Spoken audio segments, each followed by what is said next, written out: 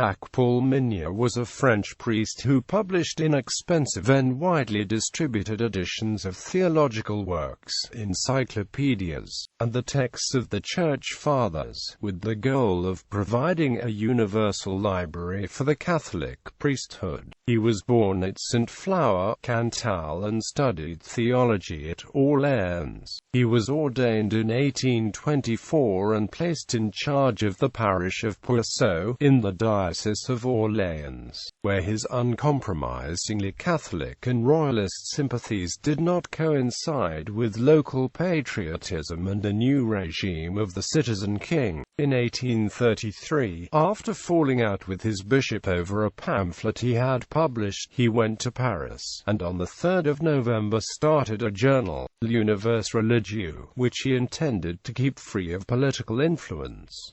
It quickly gained 1,800 subscribers and he edited it for 3 years, a complete edition of patrology.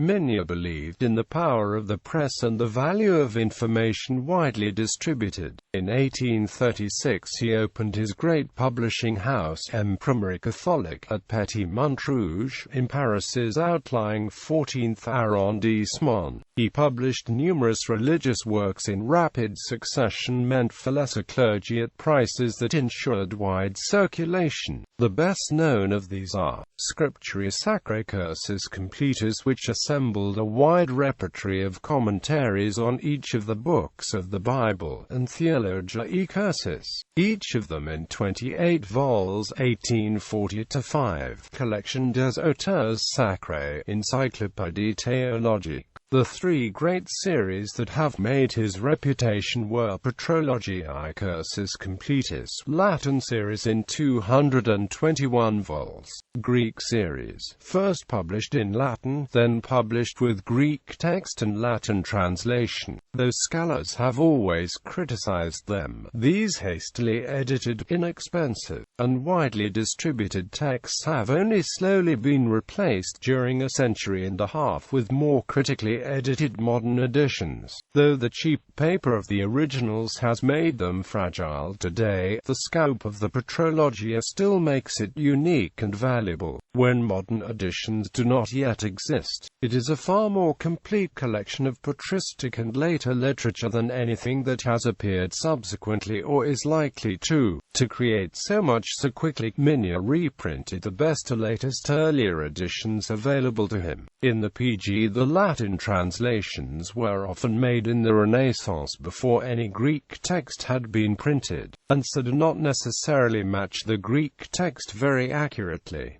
The indexes themselves are useful for locating references in the patristic writings. The collection is available through Google Books and Archive.org. Studio of Paintings. His publishing house was complemented during the Second Empire by painter-artists' work halls for the decoration of churches. 3 of the main works, in the style of Eugene Delacroix, still remain in the choir of the Church of St. John the Baptist of Audreselles in Pas-de-Calais, France. Struggle with publishing and the Catholic Church. Migne bypassed the book-selling establishment with direct subscriptions. His Imprimerie Catholique developed into the largest privately held press in France. However, on the night of 12-13 February 1868, a devastating fire, which began in the printing plant, destroyed Migne's establishment, which was also producing religious objects. Despite his insurance contracts, Migne was only able to retrieve a pittance.